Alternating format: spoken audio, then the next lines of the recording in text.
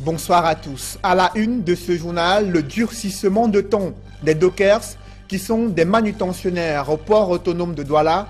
Après l'échec des négociations, ils ont déserté la plateforme portuaire pour descendre dans la rue pour crier leur colère face au manque de considération de leurs revendications portant entre autres sur l'amélioration générale de leurs conditions de travail. La multiplication des opérateurs de télécommunications et de téléphonie mobile n'a vraiment rien changé au coût d'accès à l'Internet. Il demeure élevé et coûte encore cher au Cameroun. Le faible taux de pénétration d'Internet plombe davantage le développement de l'économie numérique. Une série de reportages et d'analyses mettent en avant les points faibles du Cameroun et le manque d'encadrement des startups qui innovent pourtant dans le secteur des nouvelles technologies. On en parle dans ce journal. Après 4 jours de révolte militaire, un calme précaire règne à Bouaké et Abidjan en Côte d'Ivoire.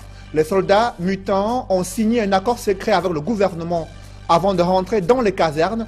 Cette multiplication des mutineries suscite des interrogations sur l'avenir sociopolitique de la Côte d'Ivoire. On en parle dans ce journal.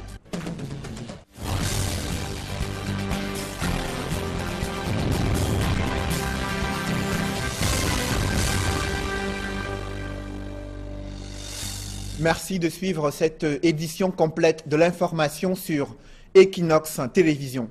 Ils sont à nouveau descendus dans la rue pour crier leur colère face au manque de considération de leurs revendications, portant entre autres sur l'amélioration générale de leurs conditions de travail. Il s'agit des dockers qui sont des manutentionnaires au port autonome de Douala après l'échec des négociations avec les autorités administratives, mais aussi le groupement professionnels des aconniers du Cameroun. Ils ont à nouveau durci le ton pour mettre la pression sur leurs employés. Innocent Abega et Étienne Pascal Azégué. Les gars. Zéro prise en compte de leurs revendications, zéro travail.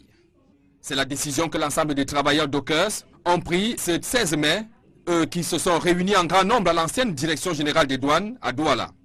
Ce durcissement de ton des dockers fait suite à l'échec des négociations entamé entre le groupement professionnel des aconniers du Cameroun d'une part et les dockers d'autre part au port autonome de Douala. La réunion d'hier, lundi le 15, était qu'on devait aller là-bas, c'était pour rapporter, pour avoir un succès de nos réclamations. Donc on n'allait plus là-bas pour aller discuter ou débattre. C'était pour qu'ils nous disent que par rapport au point que vous avez souligné, voilà ce qu'on a d'abord vu qu'on doit d'abord vous donner. Et ce qui n'a pas été, et ce qui n'a pas eu lieu. D'après le leader des grévistes, le groupement professionnel des aconniers du Cameroun a entamé les négociations avec le port autonome de Douala en leur absence.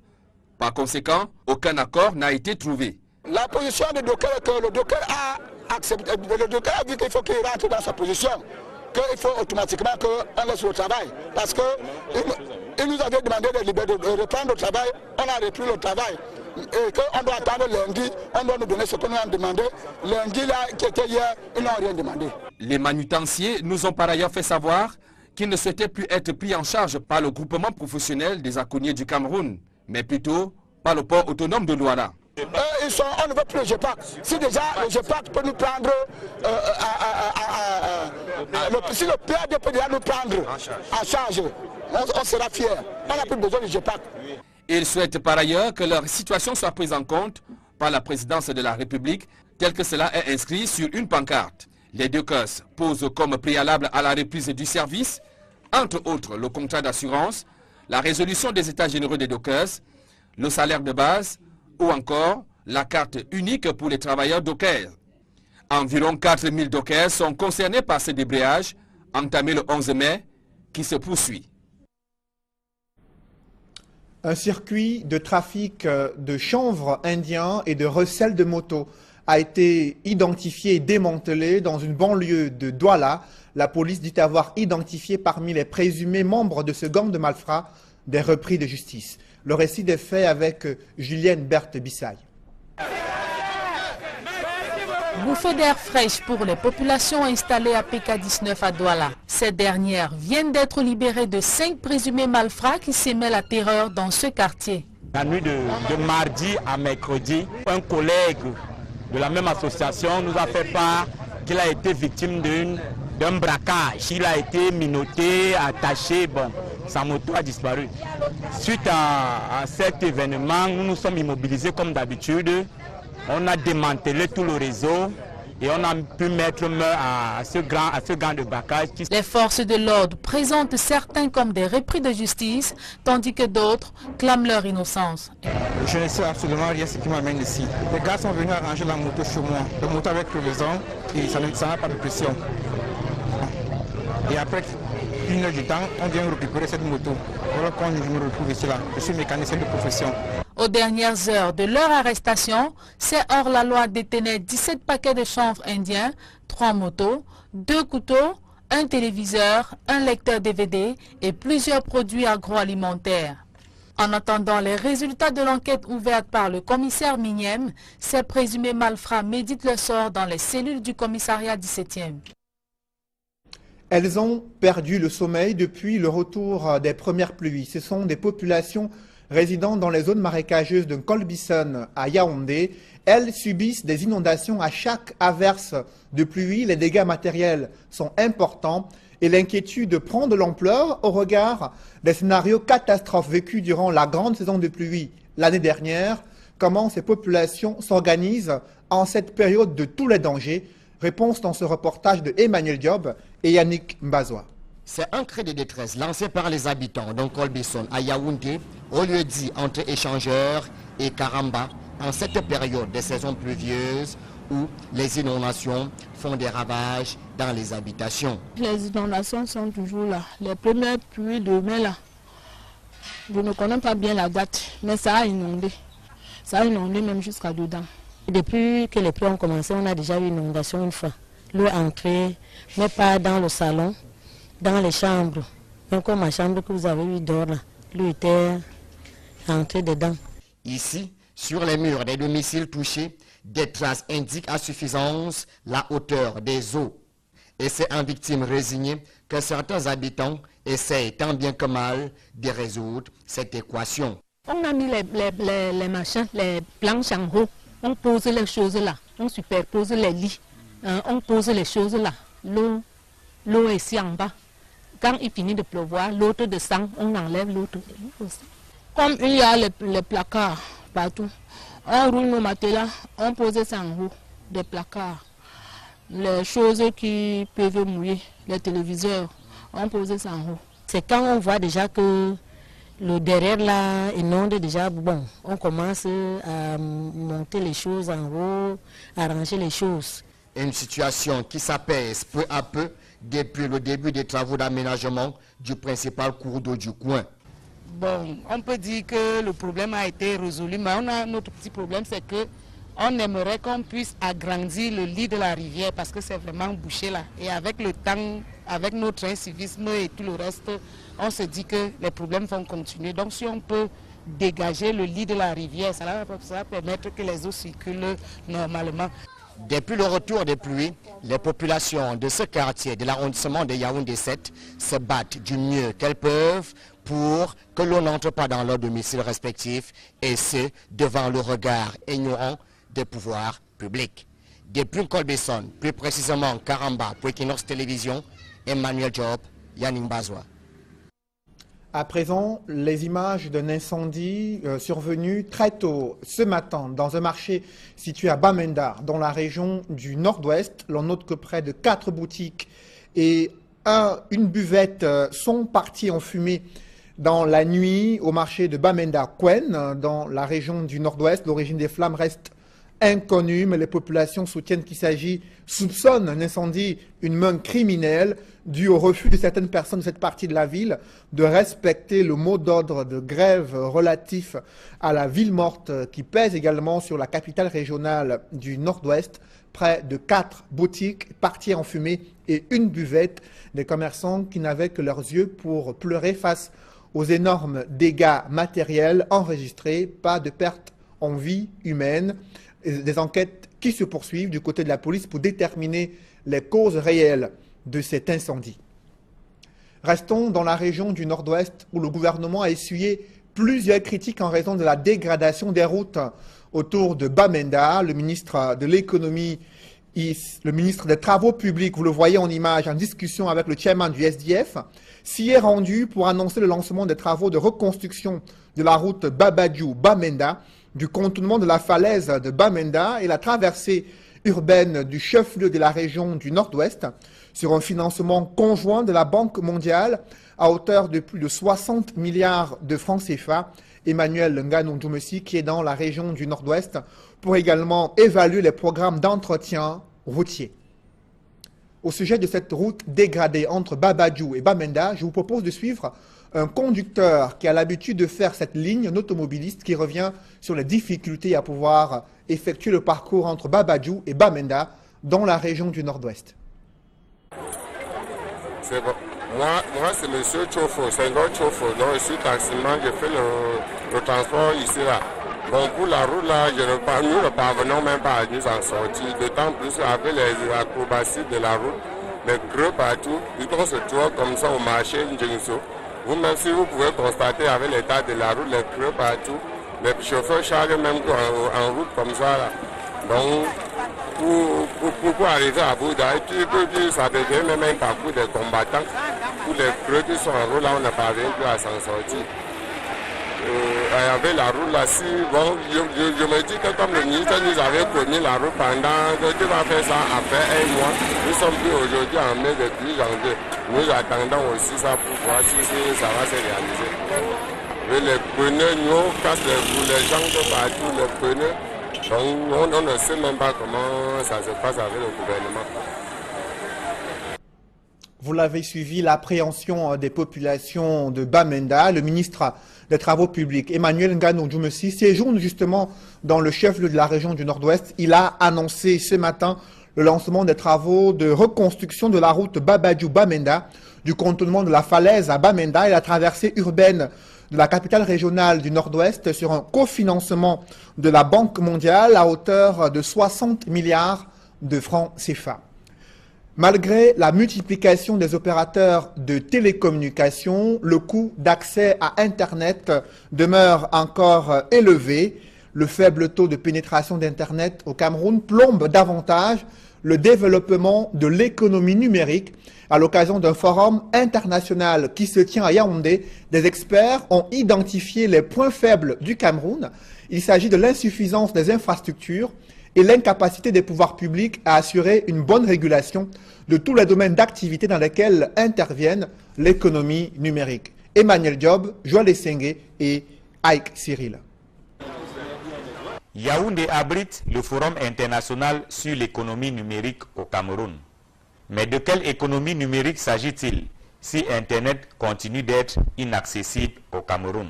Internet, c'est le pilier de l'économie numérique. Il n'y a pas d'économie numérique sans avoir Internet, sans avoir accès à Internet, entendez. Il faut que nous fassions tout ce qui est de notre possible pour mettre en place les infrastructures. Il faut que la gouvernance puisse changer, puisse s'adapter, puisse se transformer, puisse se métamorphoser même. Les experts réunis à Yaoundé sont d'avis que sans Internet, on ne saurait parler d'économie numérique. Ce d'autant qu'il est arrivé que Internet soit coupé au Cameroun pendant de longs moments, comme c'était le cas récemment dans les régions du Nord-Ouest et du Sud-Ouest. C'est un danger. Imaginez vous qu'un matin vous vous leviez et que tous vos fichiers sont bloqués dans tous les ministères, inclus les ministères sensibles du Cameroun. C'est un pays qui serait paralysé. C'est pour ça qu'il faut davantage investir dans la recherche, exploiter la matière grise du génie camerounais pour se protéger effectivement de ce genre d'attaques et de problèmes dans le futur. Autre frein à l'accès à Internet au Cameroun, c'est le coût très élevé de la connexion qui résulte de l'absence de régulation.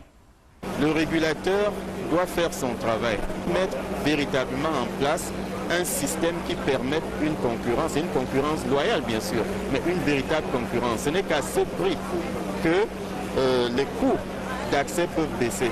Il faut précisément que le régulateur joue pleinement son rôle. Et je suis au regret de constater que ce n'est pas encore le cas chez nous. Au final, il est question de revoir la stratégie et de réorienter les investissements. Si vous me donnez la liste des 5 produits importés en Afrique, vous allez voir que c'est des produits comme les véhicules, les ordinateurs, et que tous ces produits sont faits par l'homme. Mais si vous regardez la liste de 5 produits exportés du Cameroun, vous allez voir que c'est le bois, le cacao, le coton, c'est des produits donnés par Dieu. Ce qui veut dire que nous n'avons aucune valeur ajoutée dans ces produits. Et c'est pourtant dans ces valeurs ajoutées que se trouve la richesse et le développement. Et je veux que dans le monde numérique, qu'on comprenne ces erreurs du passé et qu'on s'engage véritablement à être des producteurs dans le domaine numérique. Le forum qui se tient à Yaoundé ambitionne de transformer l'environnement afin de le rendre propice à la création et au développement des entreprises dans le secteur du numérique au Cameroun. Ce forum international sur l'économie numérique est une occasion d'apprécier le génie créateur des promoteurs des startups camerounaises. Ils ont exposé leurs innovations devant un public admiratif de l'impact des nouvelles technologies sur leur quotidien. Ces jeunes pétris de talent se battent tout seuls pour exister sans aucun accompagnement de la part des pouvoirs publics. Joël Essengue et Ike Cyril. Dans les stands du Forum international sur l'économie numérique au Cameroun, de jeunes start-upers exhibent leurs projets dans le domaine du commerce en ligne. Le projet, c'est CacoCase. CacoCase, c'est une solution qu'Icon a développée qui permet de déployer des sites de e-commerce en 5 minutes. Nous nous sommes rendus compte que les gens vendent de plus en plus en ligne. Si vous avez une page Facebook, vous allez vous rendre compte que vous avez des renvois de est-ce que vous pouvez acheter. Mais très honnêtement, est-ce qu'il n'est pas préférable d'avoir un espace qui est exclusivement consacré à la vente? Quelque chose qui intègre toutes les modalités qui sont liées à la vente, c'est-à-dire les images, les prix et surtout les moyens de paiement directement. C'est ça CacoCase. Dans le domaine de l'éducation, mon start-up s'appelle Scoop-École. Donc, Scoop-École a pour objectif de faciliter l'accès à l'éducation au Cameroun, à une éducation de haute qualité et faciliter aussi l'information sur l'éducation parce que nous avons beaucoup d'opportunités, mais parfois les jeunes ne savent pas où aller pour se former. Nous avons déjà travaillé sur au moins 5 plateformes. Et aussi dans le domaine des transferts en ligne. Moi, c'est un peu comme un jeune qui s'adresse à son aîné. Moi, ça veut dire envoie-moi. En langage des Camerounais, jeunes Camerounais, envoie-moi. C'est un peu comme une application de course connectée qui met en interaction acheteur, fournisseur et coursier. Donc vous entrez dans la plateforme, vous contactez votre fournisseur de biens et services. Vous faites la course, vous payez en ligne. Ensuite, vous contactez un coursier géolocalisé le plus proche possible. Vous va charger de la livraison contre une commission de 500 francs. C'est donc dire que sur le plan de la compétence, la jeunesse camerounaise n'a rien à envier aux autres. Ça me donne beaucoup d'espoir et de fierté. Je pense que les jeunes Camerounais sont à la hauteur de devenir des vrais producteurs dans cette économie. La jeunesse camerounaise ne se retrouve pas à être des consommateurs des produits numériques, que nous soyons véritablement des producteurs. Le défi serait alors celui de fédérer toutes ces initiatives. Le défi, c'est de pouvoir fédérer les projets. Les initiatives sont très dispersées. Et si le gouvernement camerounais cherche à fédérer ces projets, ce serait un pas de plus. Les jeunes qui exposent leur savoir-faire au Forum international sur l'économie numérique attendent justement un accompagnement du gouvernement. L'application sera bientôt disponible, mais si nous traînons la chose de l'application, parce qu'on a un besoin de financement très élevé, parce que c'est une application lourde. On parle de plusieurs fonctionnalités, une sorte de WhatsApp de la course, une application qui va jusqu'à 15 000 € de débit. Donc c'est aussi pour ça que nous sommes là, c'est pour avoir les financements auprès du gouvernement. Nous attendons des pouvoirs publics qu'ils nous soutiennent dans nos initiatives en nous permettant de rencontrer directement des investisseurs. Nous attendons un peu plus de compréhension même du métier parce qu'on a encore l'impression pour le moment qu'on parle d'économie numérique, mais on ne se rend peut-être pas encore compte à quel point cette économie sera importante pour le développement de notre pays. Nous attendons des soutiens aussi sur le plan juridique parce que c'est le gouvernement qui reconnaît notre start-up et si nous facilite la tâche, ça va aller plus vite. Comment réussir l'économie numérique au Cameroun? C'est le thème du forum qui se tient à Yaoundé, avec l'espoir que les pouvoirs publics vont prêter attention aux initiatives portées par la jeunesse. Parmi des milliers d'élèves qui frappent aux portes des lycées, certains candidats sont arrivés en retard au concours d'entrée en 6e dans la localité de Mbanga. D'autres ont même oublié leur carte d'identité scolaire, mais ils ont bénéficié de la clémence des chefs d'établissement, Jacques Molon et Gladys Sidier. Plus de peur que de mal pour ces élèves qui courent afin de rejoindre leurs camarades dans les salles d'examen au lycée technique de Mbanga. Après vérification de leur identité, ils peuvent avoir accès en salle. Certains candidats se sont présentés sans carte d'identité scolaire et sans récépissé. Ils ont tout de même été admis en salle parce que leur nom figurait bien sur la liste des candidats inscrits. Le lycée technique, cette année, reçoit 325 candidats répartis dans 2 sections différentes. Il y a un candidat qui venait de Compina, qui avait le récépissé, et il n'était pas en position de sa carte d'identité. Il a composé parce que le directeur, semblerait-il, leur aurait dit que les cartes d'identité serviraient pour le CEP. Il est en salle, il compose. Sa maman était là, elle est rentrée rassurée. Au lycée bilingue de Mbanga, le proviseur se veut rassurant. Les épreuves se sont déroulées dans la sérénité et dans de bonnes conditions. Sur 435 candidats, je crois que tout a bien démarré. Il n'y a pas de problème particulier. Je n'ai pas encore eu de pleurs des enfants qui n'ont pas trouvé leur nom ou ceux qui ont oublié leur carte d'identité. Beaucoup de salles. Tous les enfants sont assis. La compréhension de texte, c'est la première épreuve qui a été présentée aux candidats. La première épreuve, c'était facile. J'ai choisi l'enseignement technique pour devenir électricien. La première épreuve était facile.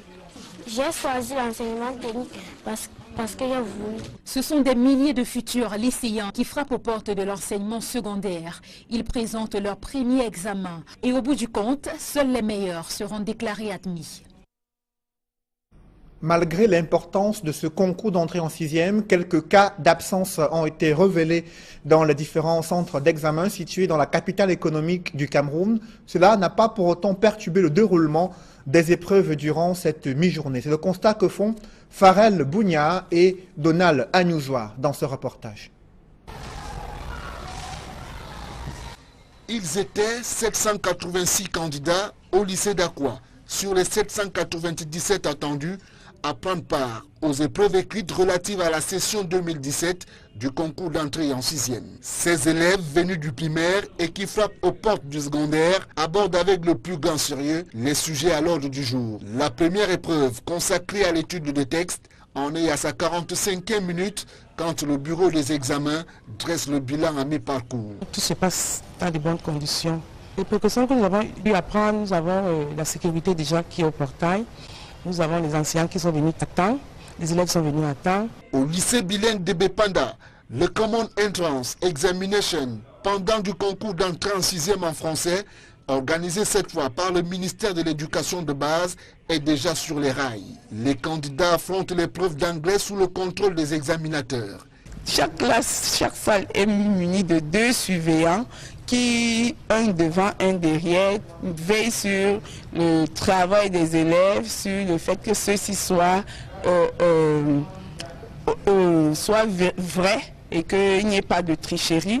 L'on relève aussi quelques absences sans grandes conséquences sur le déroulement de l'examen. En général, ou bien en moyenne, 98% de taux de participation.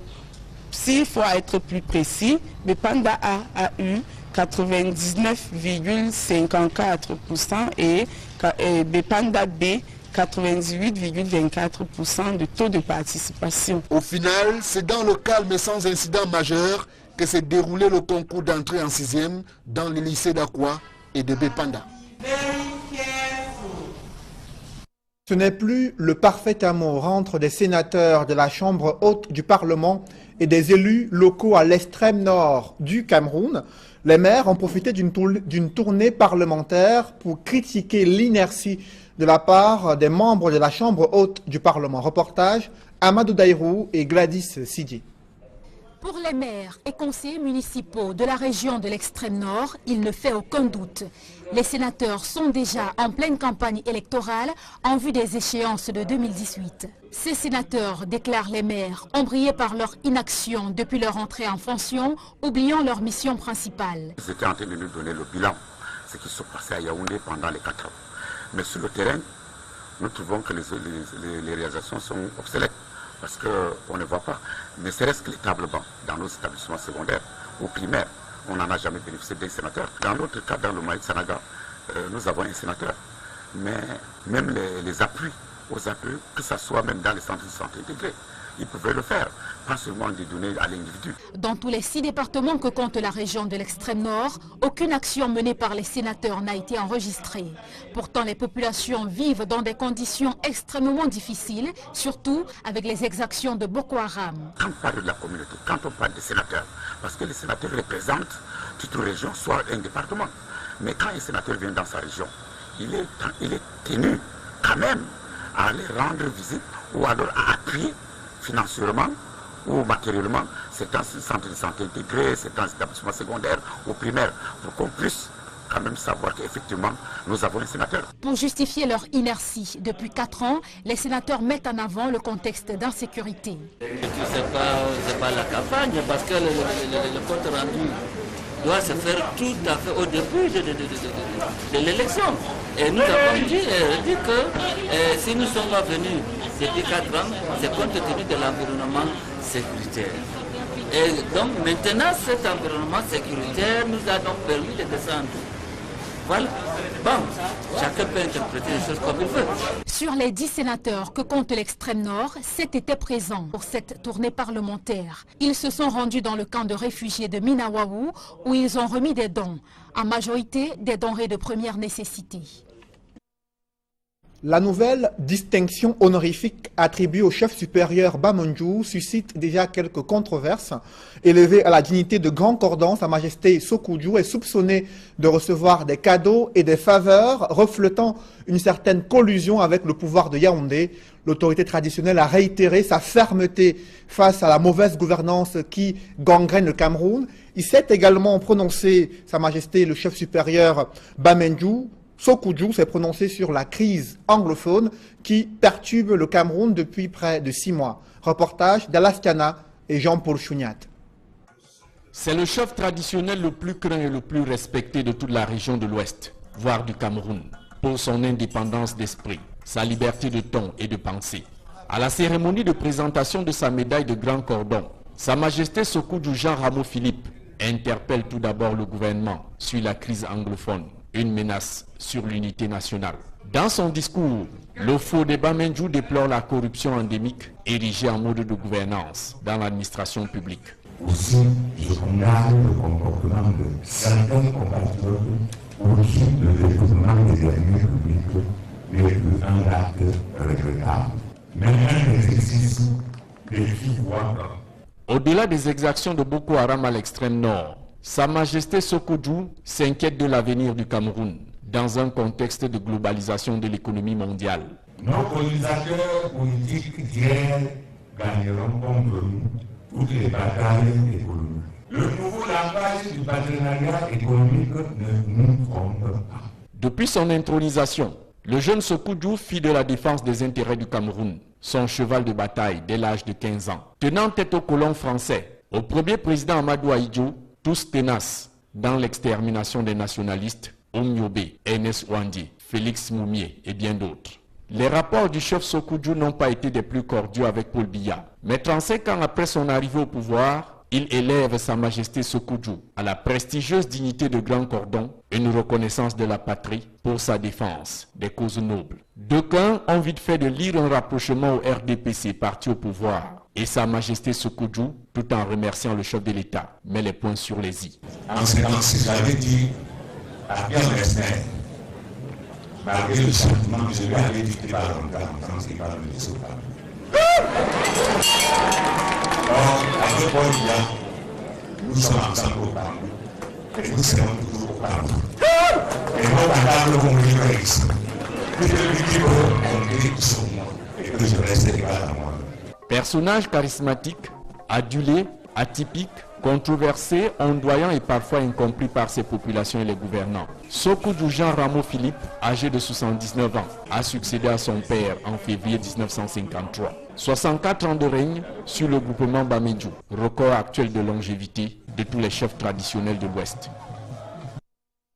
La cote d'alerte est atteinte dans l'espace maritime du golfe de Guinée. Les attaques des pirates se multiplient et ont doublé pratiquement entre 2015 et 2016. Face à cette recrudescence de l'insécurité maritime, la Marine nationale met en service son navire amiral, le Dipikar, qui a été présenté à Douala. Reportage Étienne Pascal Azégué.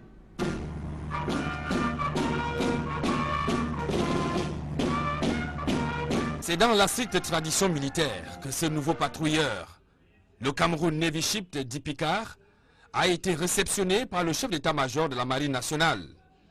Le navire de fabrication française est long de 52 mètres et 9 mètres de large. Il est propulsé par 2 moteurs principaux de 2500 chevaux chacun. Ce patrouilleur fait partie des toutes dernières trouvailles en matière de surveillance des côtes et de lutte contre toutes sortes de trafics maritimes.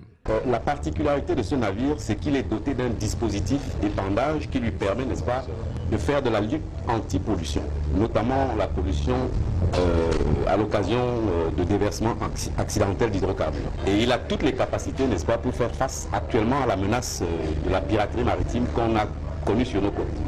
La Marine nationale peut enfin se vanter d'être désormais en mesure de mener à bien les 3 fonctions opératives de toute marine de guerre à l'heure de la mondialisation que sont la projection des forces, la projection de la puissance et la maîtrise de son espace maritime. Ce patrouilleur qui est un bâtiment de service public, n'est-ce pas, a la capacité d'effectuer toutes les missions qui interpellent la marine dans sa dimension hauturière. Les missions de surveillance, les missions de protection et de défense, les missions de service public. Le Cameroun Navy Ship Dipikar fait partie des 4 patrouilleurs qui vont en mission de représentation à Calabar au Nigeria, à Pointe-Noire au Congo, à Malaba en Guinée équatoriale et à Libreville au Gabon.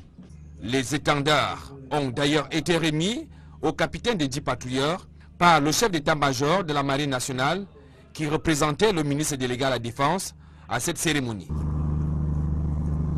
Après 4 jours de révolte militaire, un calme précaire règne depuis ce mardi matin à Bouaké et Abidjan en Côte d'Ivoire. Les soldats mutins disent avoir signé un accord secret avec le gouvernement avant de rentrer dans les casernes.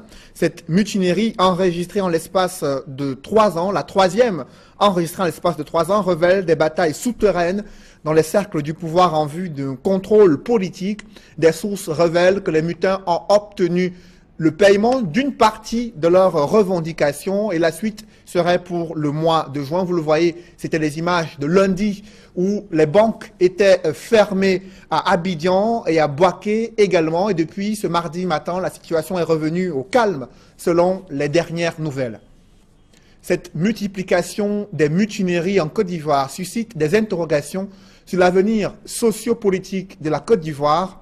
On en parle dans une poussière de secondes.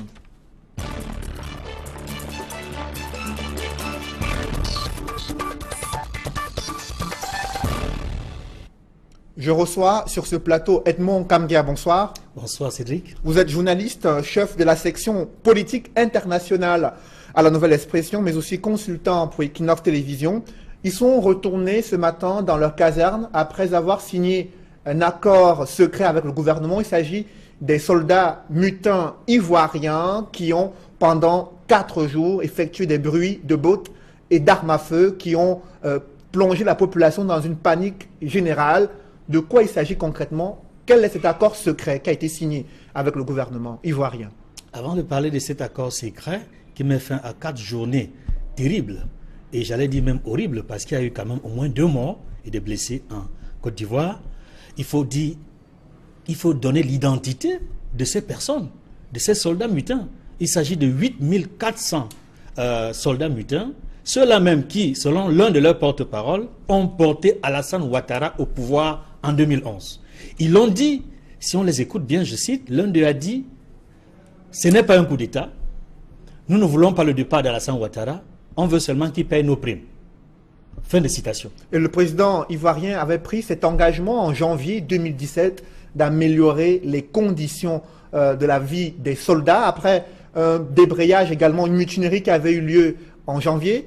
Mais comment comprendre que le mouvement reprenne encore et que les mêmes plaintes ressurgissent en mai 2017, quelques mois seulement après?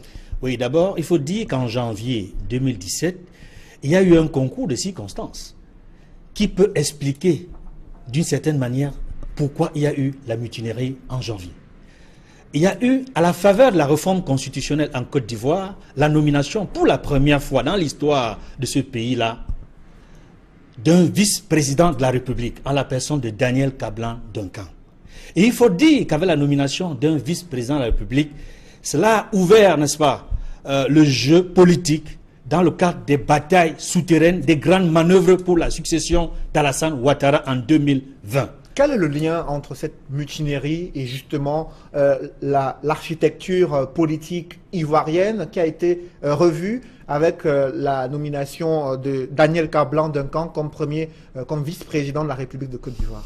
Effectivement, pour dire que ces mutins-là qui en janvier ont manifesté et ont obtenu la promesse du paiement de 12 millions de francs CFA et ont eu une partie, c'est-à-dire 5 millions de francs. Ils attendaient donc d'obtenir le reste, c'est-à-dire 7 millions. Et cet accord qu'on dit secret, en fait, il s'agit probablement de payer cet argent, mais en tranches. C'est le nombre de tranches qui n'est pas encore connu, mais le principe est retenu, selon le ministre de la Défense, selon le président Alassane Ouattara, qu'il faut les payer. Parce que ce sont eux qui sont ceux-là même qui l'ont porté au pouvoir à un moment critique de l'histoire de la Côte d'Ivoire. Et en ce qui concerne donc les liens de l'architecture politique qui change ou alors qui est en mouvement en Côte d'Ivoire, il faut comprendre que dès lors que le vice-président a été nommé, il est donc bien parti pour succéder à Alassane Ouattara dans le cadre de la réforme constitutionnelle. Parce qu'il faut imaginer le scénario, tous les scénarios possibles, à commencer par celui selon lequel Alassane Ouattara, à tout moment, peut décider, même avant 2020, de quitter le pouvoir. Et à ce moment-là, il sera immédiatement remplacé par Daniel Kablan-Duncan. Et tous ceux qui ambitionnent de le remplacer, justement, et pourquoi cette ils sont nombreux.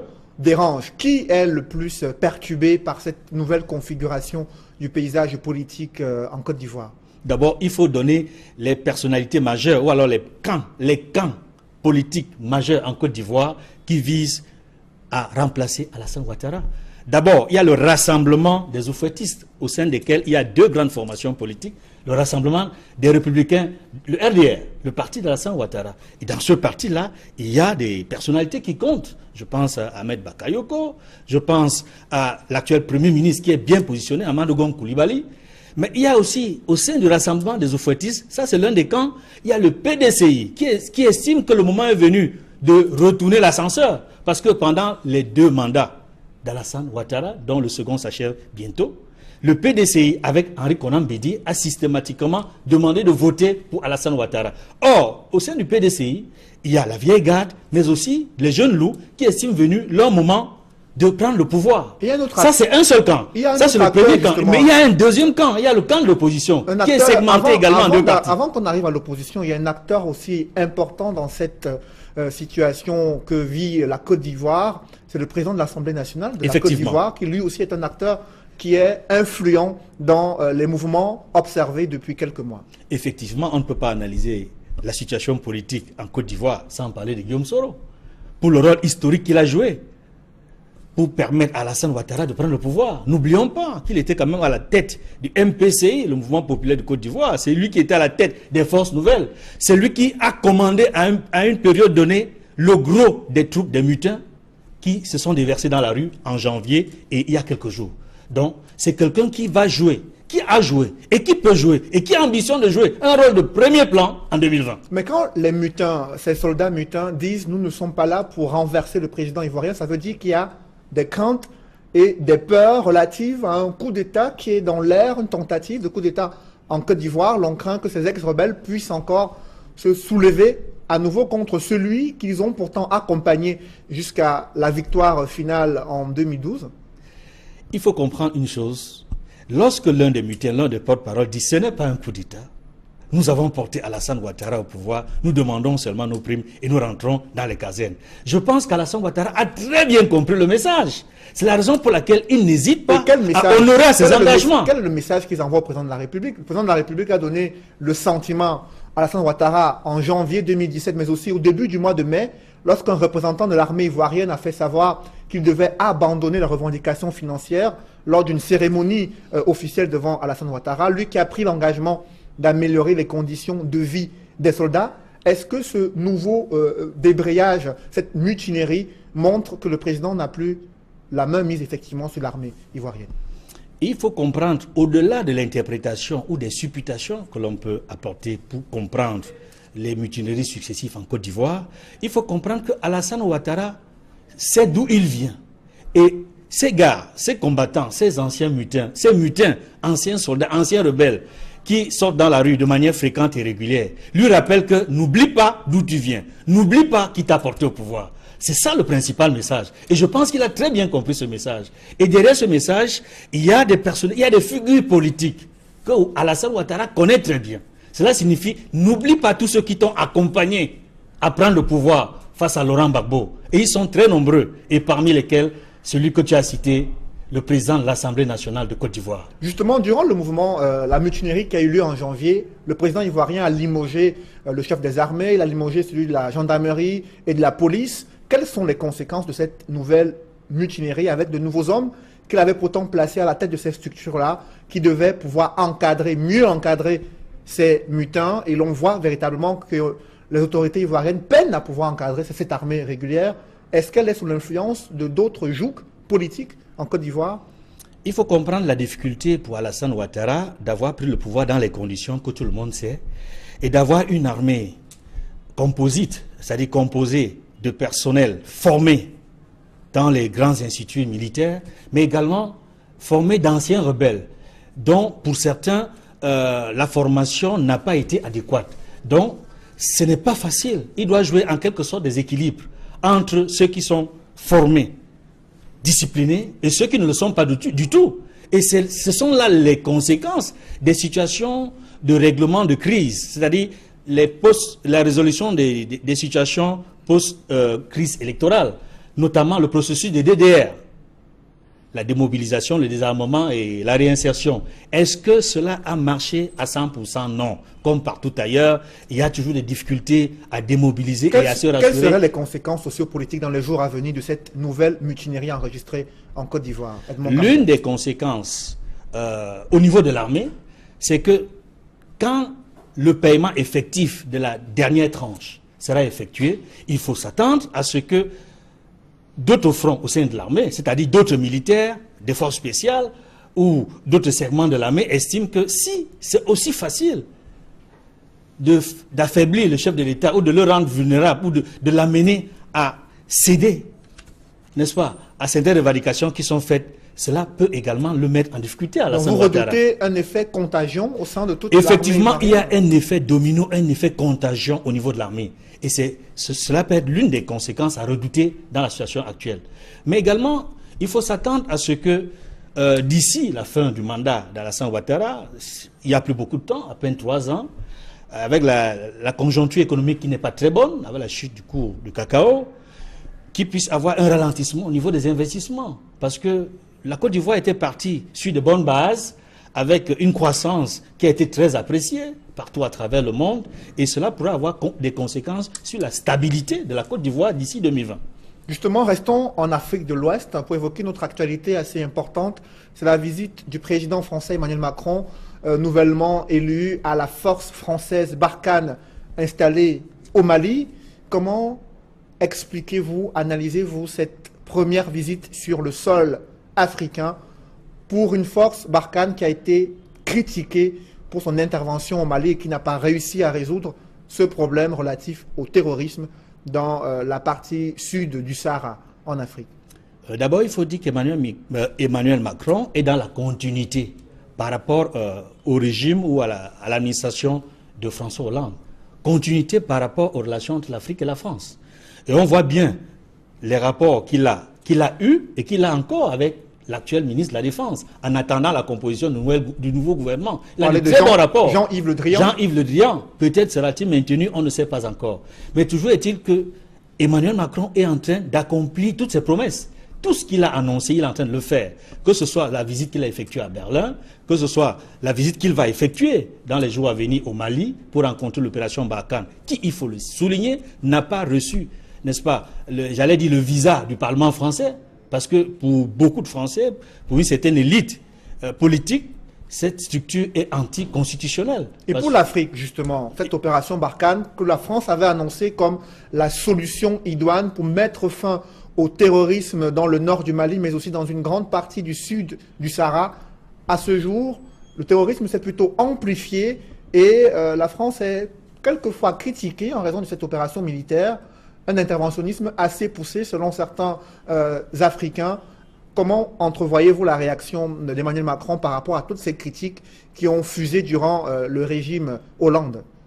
Et on voit bien qu'Emmanuel Macron, je le disais tantôt, est dans la continuité, mais en même temps, on ressent le souci pour Emmanuel Macron de ne pas se détacher totalement des éléments qui font la grandeur ou la force de la France à l'extérieur, notamment la puissance de la France. C'est-à-dire, Emmanuel Macron, visiblement, est pour le maintien des bases militaires en Afrique. Emmanuel Macron, lorsqu'il va faire sa visite, ce sera pour valider et entériner l'opération Barkhane, dont la mission essentielle est de lutter contre le terrorisme dans le Sahel. Mais on voit bien qu'à travers l'action, j'allais dire ambiguë de la France au Mali, parce qu'aujourd'hui, si à Kidal, malgré les efforts qui sont faits pour amener la stabilité ou la sérénité au nord du Mali, si la stabilité n'est pas encore rentrée pleinement, c'est en même temps parce que la France a un jeu assez trouble dans le règlement total de la crise au Mali. Parce que lorsqu'on parle de l'opération Barkhane, cela part du Mali, de la MINUSMA.